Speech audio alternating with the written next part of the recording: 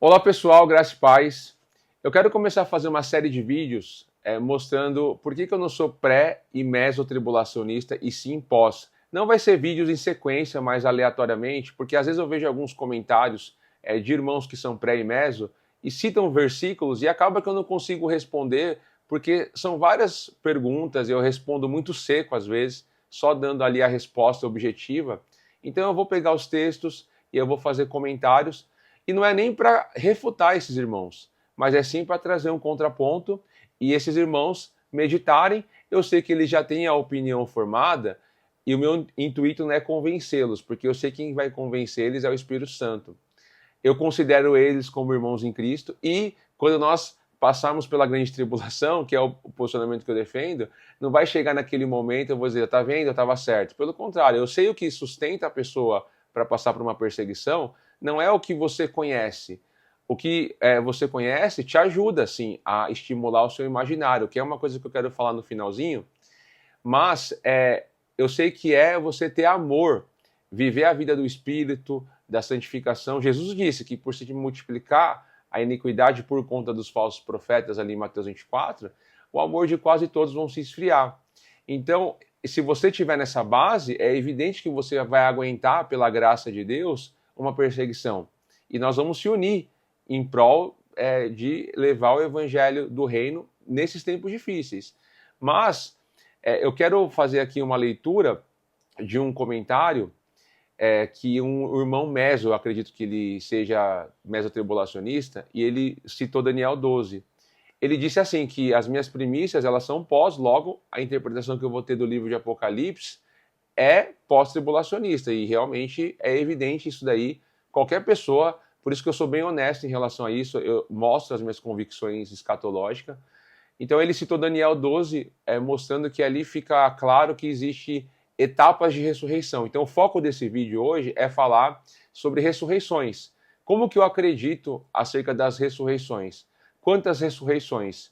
Então eu vou citar vários textos aqui e vou citar primeiro esse de Daniel 12 para a gente analisar o que esse irmão comentou. Eu não vou ler o comentário dele, nem citar o nome por respeito a esse irmão, mas eu só vou pegar o texto e vou mostrar como que ele entende. E aí tem alguns pontos que eu vou discordar e depois eu vou colocar a minha posição. E aí os irmãos meditem, reflitam, e eu creio que isso vai ser muito produtivo para o corpo de Cristo. Amém? Então Daniel 12, versículos 1 e 2. Nesse tempo se levantará Miguel, o grande príncipe, o defensor dos filhos do teu povo, e haverá tempo de angústia, a qual nunca houve desde que houve nação até aquele tempo. Mas naquele tempo será salvo o teu povo, todo aquele que for achado escrito no livro. Nesse primeiro versículo, nós observamos que esse tempo de angústia, Jesus vai citar lá em Mateus 24, que é uma grande tribulação, a qual nunca houve, jamais vai haver. No meu entendimento, seria esses 3 anos e meio finais das 70 semanas de Daniel, nós temos ali a última semana. Então, os pré-tribulacionistas vão dizer assim que a grande tribulação seria essa última semana, que é semana de anos, 7 anos. Os meso vai falar que vai ser arrebatado na metade. Mas só tem perseguição nos 3 anos e meio finais. Então, o meso também vai entender que nós não passaremos pela grande tribulação, a não ser que esse mesotribulacionista entenda que a grande tribulação seria os 7 anos, que para mim não faz muito sentido. Mas o foco está aí. Então ele disse o seguinte, que a gente não distingue as questões da ressurreição. Ele vai falar arrebatamento, harpazo, primeira ressurreição e segunda. E aí ele explica que esses que estão inscritos aqui no livro, que seria o caso ali, o livro da vida, seria o primeiro momento, que é o quê? O arrebatamento e a primeira ressurreição, que acontece na metade da semana. Então eu vejo que ele é mesotribulacionista. Então a igreja é arrebatada, tem ressurreição a primeira, arrebatamento, aí depois tem mais 3 anos e meio finais, que é a volta de Cristo. Daí ele vai dizer que a segunda ressurreição, ele não escreveu isso, mas deu a entender que muitos dos que dormem no pó da terra ressuscitarão, uns para a vida eterna e outros para a vergonha e horror eterno. Então, ele dá o entendimento desses que ressuscitam para a vida eterna, seria a segunda ressurreição. Agora, se ele for um pré-milenista, eu não sei se ele é milenista ou pré, ele vai ter que falar de uma terceira ressurreição, porque esses que vão ser ressuscitados para desprezo, horror eterno, seria depois dos 1000 anos, no juízo final, trono branco. E é por isso que o meu diálogo vai ser aqui hoje com os pré e com os mesotribulacionistas e não com os amilenistas. Porque os amilenistas entendem que só existe uma ressurreição. Na vinda de Cristo, justo e injusto ressuscita tudo de uma vez. Eu não entendo assim. Eu acredito que o Antigo Testamento, ele traz ali alguns assuntos da ressurreição, poucas vezes, mas quem vai detalhar isso é Jesus, é os apóstolos. Jesus vai falar da ressurreição do justo e do injusto, mas quando nós analisamos os apóstolos descrevendo a questão da ressurreição do justo, nós sabemos que temos uma ordem. Primeiro, os justos vão ressuscitar, e somente depois os ímpios. Então eu acredito em duas ressurreições, do justo e dos injustos. Baseado em quê? Em Apocalipse capítulo 20, versículo 6, que para mim ali existe uma ordem dos eventos, e quando se fala de primeira ressurreição, é uma ressurreição corpórea. E é por isso que a gente, analisando todo esse conjunto da revelação que Cristo deu aos apóstolos, e nós temos todo o entendimento acerca da ressurreição, eu quero ler agora 1 Apocalipse capítulo 20, versículo 6, e depois outros versículos que o apóstolo Paulo vai citar muito claro e detalhado acerca da ressurreição. Bem-aventurado e santo é aquele que tem parte na primeira ressurreição. Sobre esses, a segunda morte não tem autoridade, pelo contrário, serão sacerdotes de Deus e de Cristo e reinarão com ele os 1000 anos. Aqui está um ponto importante, porque a primeira ressurreição é dos justos. Logo, os pré e os mesotribulacionistas, eles têm que pegar essa primeira ressurreição e dividir ela. Tem que mostrar que tem uma classe de justos que vai ressuscitar antes dos 7 anos ou antes dos 3 anos e meio finais. E aí sim, você vai ter depois, na vinda de Cristo, uma outra ressurreição. Eu acredito que essa primeira ressurreição não tem divisão. Assim como eles falam da vinda do Senhor, que vai ter que ter também ali duas vindas, uma invisível e a outra visível, duas etapas, que é também uma coisa que eu não vejo claro nas Escrituras. E para mim são interpretações que eles fazem, pegando vários textos assim e falando, aqui é a primeira ressurreição dos justos que ressuscitam ali antes da grande tribulação. Mas eu não vejo assim. E é por isso que nós temos que ler os textos do apóstolo Paulo para saber se realmente é possível isso. Eu vejo que não é possível por algumas palavras que Paulo vai dizer, que para mim são chaves. Primeiro nós vamos ler 1 Coríntios 15, depois 1 Tessalonicenses capítulo 4.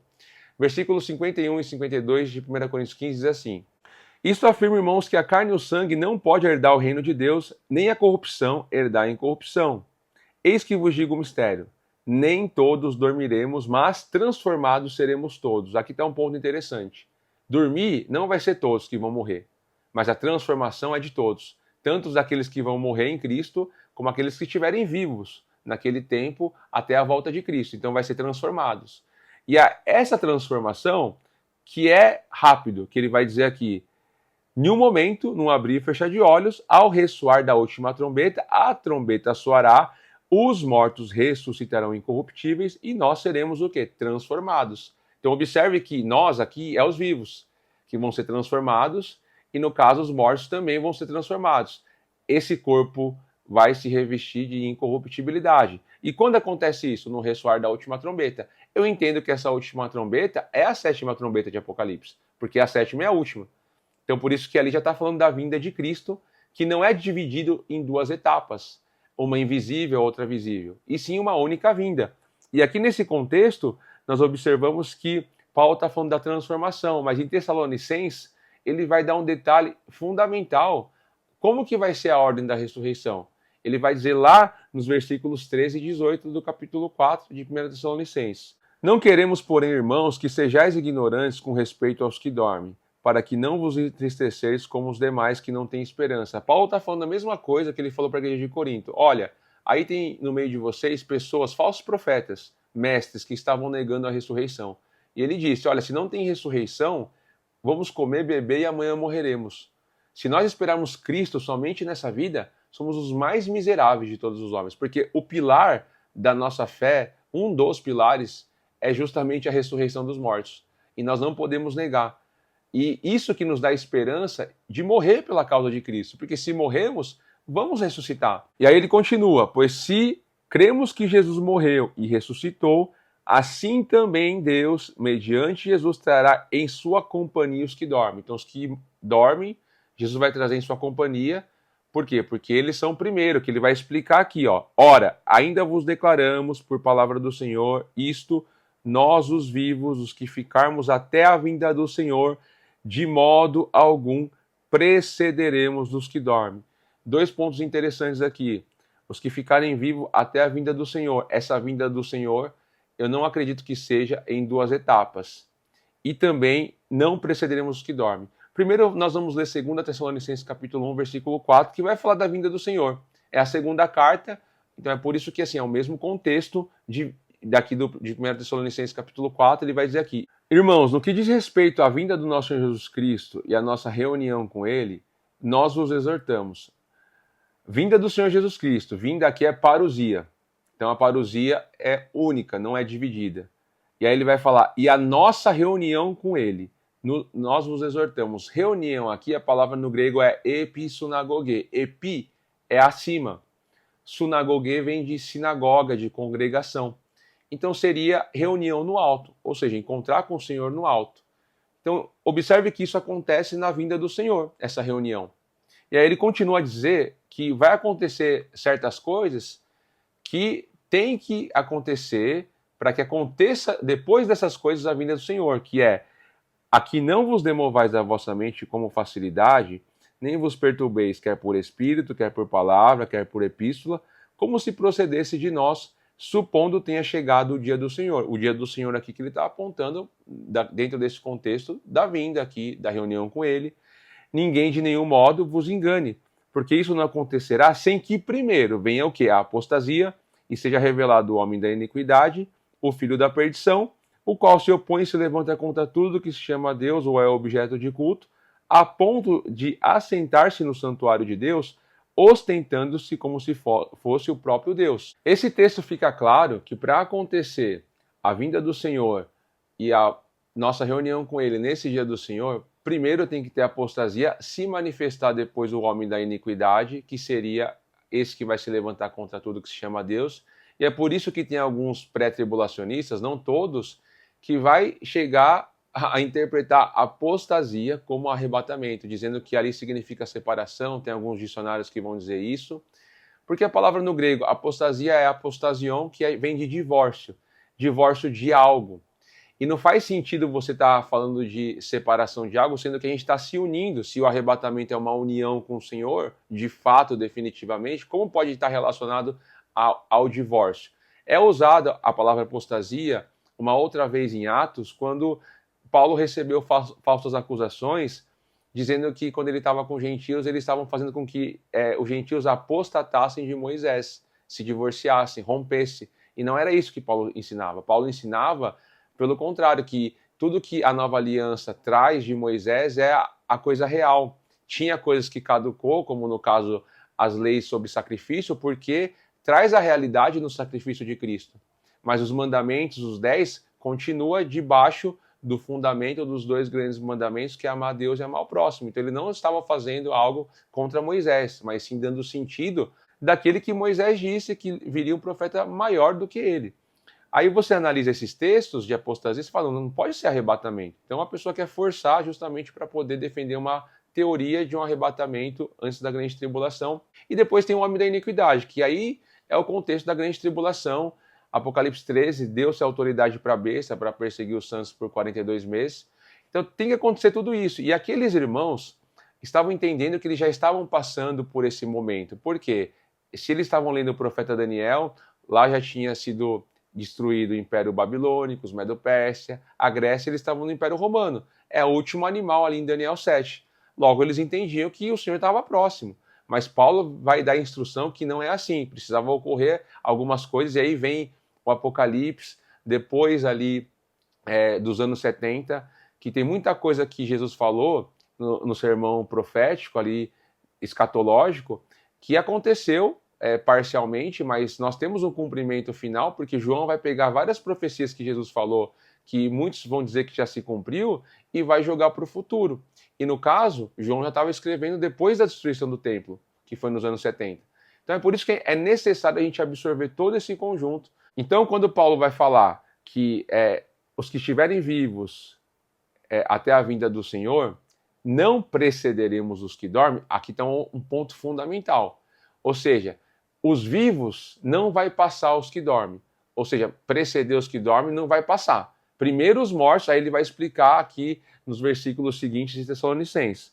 Portanto, o Senhor mesmo, dada a sua palavra de ordem, ouvida a voz do arcanjo e ressoada a trombeta de Deus, descerá do céu e os mortos em Cristo ressuscitarão primeiro. Aqui ele enfatiza, os mortos em Cristo ressuscitarão primeiro, e aí depois nós, os vivos, os que ficarmos, seremos arrebatados juntamente com eles entre nuvens para o encontro do Senhor nos ares, e assim estaremos para sempre com o Senhor. Consolai-vos, pois, uns aos outros com estas palavras. Observe que o texto fica claro que primeiro os mortos vão ressuscitar, depois os que ficarem vivos, os que estiverem, serão arrebatados juntamente com eles para o encontro com o Senhor nos ares. Então, acontece o quê? Primeiro os mortos, depois os vivos. É uma sequência, por isso que os vivos não vão preceder os que dormem. Mas segundo a linha pré ou meso, vai ter que colocar duas ressurreições. Então vamos pegar ali os pré-tribulacionistas que vão falar dos 7 anos. Aconteceu ali a ressurreição, primeiro, depois os vivos se encontraram com o Senhor nos ares, mas aí nós temos mais 7 anos e tem a segunda vinda. E se a segunda vinda é dividida em duas etapas, tem que ter aquela bem-aventurança de reinar com Cristo. E na grande tribulação, que todos eu acredito que acreditam assim, que vai ter pessoas salvas em Cristo, porque lá em Apocalipse 7 vai dizer assim que tem multidões que vieram da grande tribulação que lavaram as suas vestes no sangue do Cordeiro. Ou seja, se lavou as vestes no sangue do Cordeiro, é cristão e participa da bem-aventurança da primeira ressurreição. Então essa ordem é perdida. Por quê? Já aconteceu dos vivos serem arrebatados junto com os mortos, nessa primeira vinda invisível, que eles vão chamar assim. Agora vai ter uma segunda vinda, que vai ter que ter ressurreição. Ou seja, aqueles vivos precedeu os que dormem. Então a ordem não está correta. Para mim fica claro o seguinte, que não pode haver vivos sendo transformados sem que todos participem da ressurreição dos justos. Os que estão em Cristo têm que ressuscitar primeiro. Então eu vejo que não tem como fazer essa distinção de ressurreição. Ou seja, antes dos 7 anos ou dos 3 anos e meio finais, e depois, quando Cristo vem, tem uma outra ressurreição. Porque com a ressurreição tem que ter o arrebatamento. E no caso é assim que todos esses creem, ressurreição e arrebatamento, antes da grande tribulação. E aí vai ferir essa ordem. Porque aí, no caso da segunda vinda, tem que ter ressurreição também, para esses reinarem. E Paulo deixa claro, primeiro vai ser ressuscitado aqueles que estiverem em Cristo. Esses da grande tribulação estavam em Cristo. Eles lavaram suas vestes no sangue do Cordeiro. Então a ordem vai ser perdida aí. É por isso que eu acredito que a primeira ressurreição que Apocalipse 26 vai dizer, não tem divisão, é só uma. Já esses vão ter que colocar dentro dessa primeira ressurreição duas. E aí a segunda ressurreição, que para mim seria a última, seria só no trono branco dos injustos, de todos aqueles que não estão em Cristo. Aí sim vai ter o julgamento final, o trono branco. E no caso, esses que defendem essas duas ressurreições, vai ter que colocar uma terceira, que é no juízo final. Então, o meu posicionamento é, só existe duas ressurreições. A primeira, dos justos, daqueles que estão em Cristo, e a última seria a ressurreição no trono branco. Dito isso daí, para finalizar, para os meus irmãos mesos e pré-tribulacionistas, quando eu falo acerca desse tema, não é para que a gente comece aqui a xingar um ou outro, você é um filho da serpente, porque eu jamais vou fazer isso. Porque eu realmente considero esses como irmãos em Cristo e desejo assim realmente que eles possam perseverar até o fim, porque eu creio que nós vamos passar pela grande tribulação e muitos falam que se vir eu vou passar por isso, porque eu quero ter minha vida no altar, isso é maravilhoso. Mas a minha preocupação é a questão da formação do imaginário, imaginar na realidade. Eu gosto muito de estudar esse tema, que é um tema filosófico, mas eu aplico muito isso à minha vida para estudar a palavra de Deus, porque tudo que nós fazemos imaginando. Imaginamos, porque o professor Olavo de Carvalho fala uma frase bem interessante. A imaginação, ela segue a vontade, e a ação segue a imaginação. O que quer dizer isso? Quando você tem a imaginação, ela seguindo a vontade é aquilo que você está meditando, é a sua vontade. Por exemplo, quando você lê as escrituras, você entende que é pré ou meso e você fala, não, aqui está de acordo com a palavra de Deus. Então tem uma vontade de ensinar, de você realmente mostrar isso para as pessoas. Então, a sua imaginação vai seguindo essa vontade. Mas quando tem uma ação, ela vai seguir essa imaginação. E o que me parece, não são todos, é evidente, mas alguns que eu converso que são pré-tribulacionistas, eles não conseguem imaginar uma perseguição que pode acontecer com eles. Muitos vão dizer assim, Deus me livre de passar por isso, e eu não quero passar por isso. E elas bloqueiam esse pensamento, essa imaginação. E com isso, quando elas bloqueiam, acaba que elas não estão preparando o coração para essa realidade. O professor fala muito sobre a questão de você imaginar a realidade, não coisas assim que não podem acontecer. Por exemplo, o Eric Voegelin é um escritor que ele vai estudar bastante essa questão escatológica no sentido das ideologias. Ele vai falar que essas ideologias modernas, como o nazismo, o comunismo, é uma espécie de escatologia imanente, ou seja, uma escatologia que visa o paraíso na Terra. A nossa escatologia ela é transcendente, porque a gente crê na volta de Cristo. Isso não é um evento apenas imanente, ela transcende a imanência. Então, quando o Eric Voegelin vai trabalhar essas questões da mente revolucionária, ele vai pegar essa questão milenarista e vai aplicar isso nessas ideologias que mataram muitos. Então, observe que todos esses que têm um pensamento assim, essa imaginação, eles acreditam que estão fazendo bem. Hitler achava que estava fazendo bem, mas ele foi um genocida. E com isso, o que acontece? Ele seguiu essa imaginação dele e teve uma ação. Perseguiu um monte de judeus, porque ele acreditava que ele ia ter um reino de justiça. Assim os comunistas, quando o proletário chegar ao poder, você vai ter justiça. Então sempre com essa imaginação que não está baseada na realidade, porque eles estão partindo de premissas que o homem é justo, que o homem pode ter uma sociedade sem maldade. E aí que entra a questão da igreja refreando isso. Não, temos o pecado original. O pecado original afetou todos. Então, um reino justo só vai ser possível com a intervenção divina, que é, no caso, quem defende a escatologia pré-milenista, igual no meu caso, é só na segunda vinda de Cristo. Por isso que não se associa a questões, por exemplo, ideológicas partidárias. Mas esses anticristos que João vai dizer que se levantam, eles vão pegar da palavra de Deus e distorcer para aplicar para questões geopolíticas, ideologias, etc. e tal. E é por isso que quando nós imaginamos a realidade, no caso, eu imagino muito a questão da perseguição. Eu não estou passando por isso, mas eu não bloqueio isso na minha mente. Eu procuro me colocar, por exemplo, quando eu vou ler um livro aqui desse, do John Fox, o livro dos mártires. Você começa a estudar aqui as perseguições, você se coloca na vida dessas pessoas, você está imaginando. Isso é uma realidade que aconteceu no passado. E aí você se imagina ali, e aí você vai se fortalecendo. Eu imagino, se caso acontecer uma perseguição, eu ficar sem minha filha, sem minha esposa, e acontecer de elas serem sequestradas pela agenda anticristã e torturá-las, eu imagino tudo isso. A pessoa fala, mas isso é loucura, isso daí é uma questão que eu não vou aguentar. Porém, eu faço isso como exercício para que o meu amor não se esfrie. É por isso que João vai falar uma coisa extremamente fundamental que eu quero ler com vocês, que a gente precisa entender que o amor tem que ser sem medo. Ele vai dizer o seguinte, 1 João, capítulo 4, versículo 16, 20, diz, e nós conhecemos e cremos no amor que Deus tem por nós. Deus é amor, e aquele que permanece no amor permanece em Deus e Deus nele. Nisto é em nós aperfeiçoado o amor para que, no dia do juízo, mantenhamos confiança, pois segundo ele é, também nós somos neste mundo. No amor não existe medo. Phobos, fobia. Antes, o perfeito amor lança fora o medo. Ora, o medo produz tormento, logo aquele que teme não é aperfeiçoado no amor. Nós amamos porque ele nos amou primeiro. E se alguém disser ama a Deus e odiar a seu irmão, é mentiroso, pois aquele que não ama seu irmão, a quem vê, não pode amar a Deus a quem não vê. Olha que coisa linda. João está dizendo que esse amor não pode ter medo. E esse perfeito amor, nós entendemos até o ponto de nós olharmos para a cruz do Calvário e ver o nosso Senhor sendo crucificado, sendo torturado.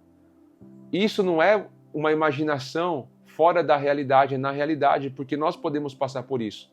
Eu não faço isso porque alguns vão falar, mas é coisa de pessoas que, igual muitos pré-tribulacionistas falam, isso daí é um pensamento sadomasoquista, de você querer apanhar. Não é isso.